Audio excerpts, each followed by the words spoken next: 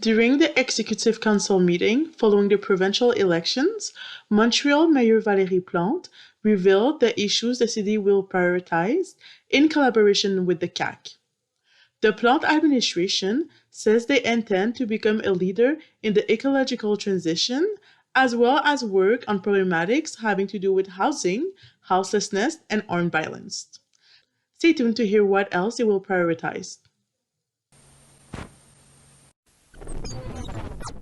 Bonjour tout le monde, bienvenue à cette séance ordinaire du comité exécutif du mercredi 5 octobre 2022.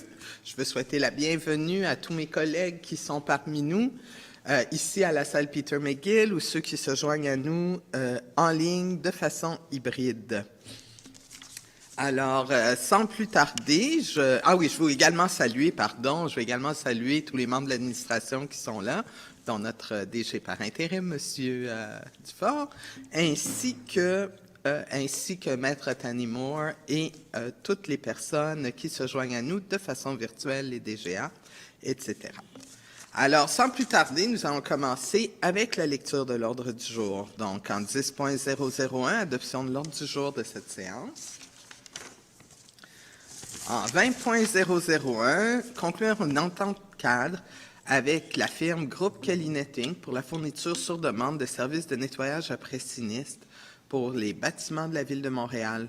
Cette entente est d'une durée de 36 mois jusqu'au 31 octobre 2025 avec 2 options de prolongation de 12 mois chacune. Ça représente une dépense totale de 203 601,75 $. Adopté. En 20.002, exercer la deuxième option de prolongation de contrat pour une période de 12 mois à compter du 1er janvier 2023 et autoriser une dépense additionnelle de 109 761 $ pour le service d'entretien de génératrices d'urgence dans le cadre du contrat accordé à la firme Les Entreprises électriques LM Inc. Celle-ci porte le montant total du contrat à 558 858 $ et 86 sous. C'est adopté. En 20.003, accorder un contrat à 911 Pro Inc. pour la fourniture et l'installation de feux d'urgence et autres composantes connexes sur des véhicules utilitaires de marque et modèle Ford Police Interceptor Hybrid 2022. Il faudrait qu'on traduise ça en français. Dépenses totales de 359 192 $ et 18 sous. C'est adopté.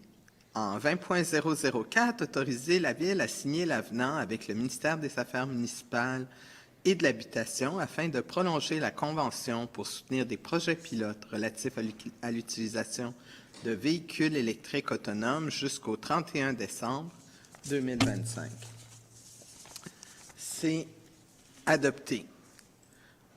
En 20.005, accorder une contribution financière non récurrente de 45 000 $, toute taxe applicable, à l'Association des sociétés de développement commercial de Montréal pour le projet visant l'accompagnement des commerçants dans la réduction des emballages de plastique à usage unique et la mise en place de systèmes de contenants consignés.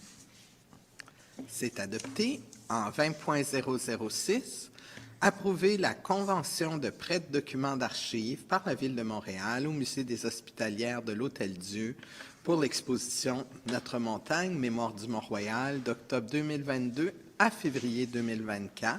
C'est une exposition qui va explorer l'histoire du Mont-Royal depuis l'occupation autochtone jusqu'à nos jours et qui va également comprendre une section sur Frédéric Law Olmsted, qui est le concepteur, comme vous le savez, du parc du Mont-Royal.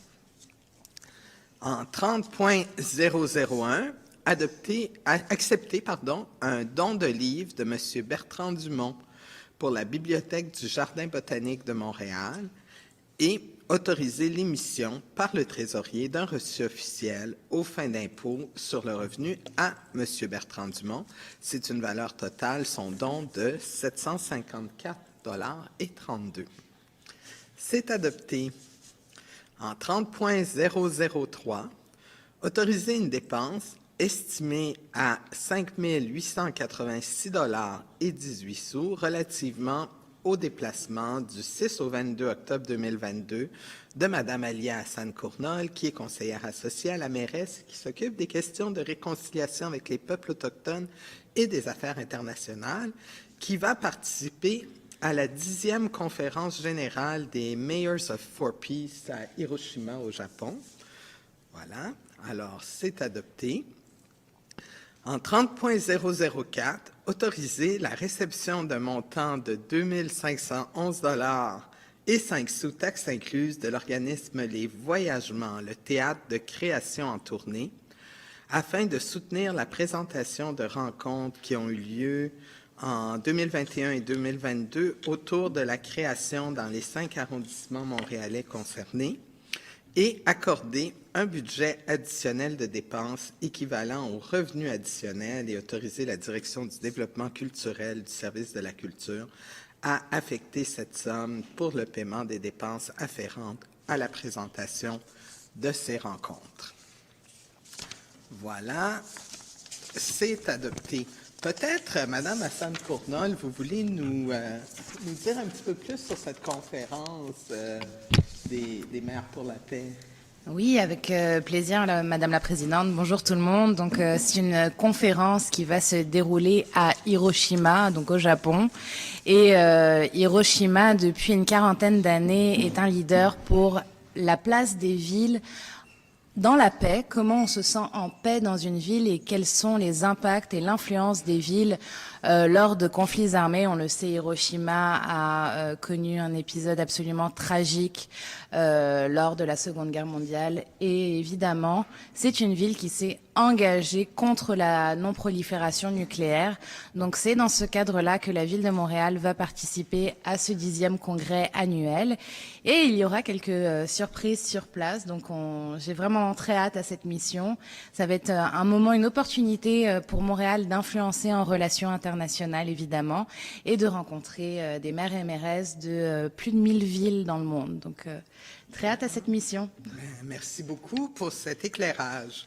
En 60.001, prendre acte du rapport des décisions déléguées rendues par un fonctionnaire de niveau A relatif au contrat de location et d'aliénation d'immeubles conclu entre le 1er août et le 31 août 2022, conformément au règlement intérieur du comité exécutif sur la délégation de pouvoir aux fonctionnaires et employés. C'est adopté. Et sans plus tarder, je vais passer la parole à notre mairesse pour qu'elle puisse faire sa chronique hebdomadaire. Oui, merci beaucoup, Madame la Présidente.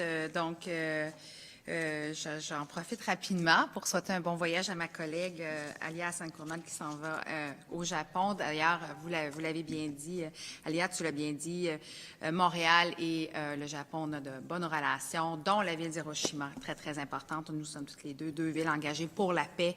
Alors, merci d'aller nous représenter de l'autre côté de la planète, c'est le cas de le dire. Écoutez, hier, on a eu les résultats, en fait, avant hier, on a eu les résultats d'une élection, de la dernière élection provinciale. Et bien sûr, comme je l'ai fait hier en conférence de presse, je tiens vraiment à saluer et féliciter M. François Legault, notre nouveau premier ministre, la CAQ qui est là pour un 2e mandat, mais également tous les candidates qui ont été élus et ceux qui n'ont pas été élus, mais qui ont fait le travail.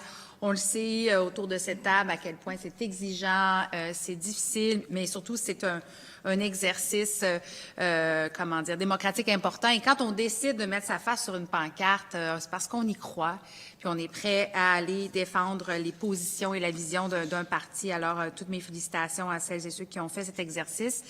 Je tiens à souligner également qu'il y a un nombre record de femmes qui ont été élues cette année aux élections provinciales, dont une première femme d'origine autochtone. Je parle de Catherine Champagne-Jourdain. Et ça, c'est une excellente nouvelle. Écoutez, hier, j'en ai profité pour aussi partager avec l'ensemble des partis, surtout le parti qui est maintenant, qui est reconduit au pouvoir, les attentes des Montréalais et des Montréalaises. Pour nous, on va souhaiter continuer de travailler sur les thèmes qui nous sont chers, mais qui sont chers à la population montréalaise. Je parle bien sûr de la transition écologique et l'adaptation au changement climatique, tout ce qui touche le transport, des projets qu'on a remis sur les rails, c'est le cas de le dire, lors du dernier mandat, la ligne bleue, il y a aussi le REM de l'Est qui est dans les cartons, plusieurs d'autres projets également. Et nous allons souhaiter travailler rapidement avec le nouveau gouvernement sur les questions d'habitation, un sujet qui est loin d'être réglé, parce qu'il y a encore trop de gens ici à Montréal, mais partout au Québec qui arrivent difficilement à se loger. Et s'en suivent également toutes sortes d'enjeux, de problématiques sociales. Je pense entre autres au dossier de l'itinérance qui est cher à Montréal et que nous allons continuer à pousser très fort, ainsi que la sécurité urbaine au sens très large, c'est-à-dire enlever des armes, faire de la prévention, évidemment, et également s'attaquer aux gangs de rue. Alors, écoutez, toutes ces demandes et toutes ces revendications et tout ce travail qui se fait depuis notre premier mandat, on va les continuer avec le prochain gouvernement et je suis, enthousiaste face à la suite parce qu'à Montréal, oui, nous sommes la métropole, on a la complexité d'une métropole et quand on décide quand on souhaite devenir la première magistrate, on sait que ça sera pas simple, mais ça fait partie des défis, ça fait partie de ce qui nous motive. Et je regarde en ce sens ma collègue Dominique Olivier, parce qu'une des choses qui nous motive toutes les deux, c'est définitivement l'équité fiscale. Alors, on a bien l'intention de continuer à travailler sur ce chantier.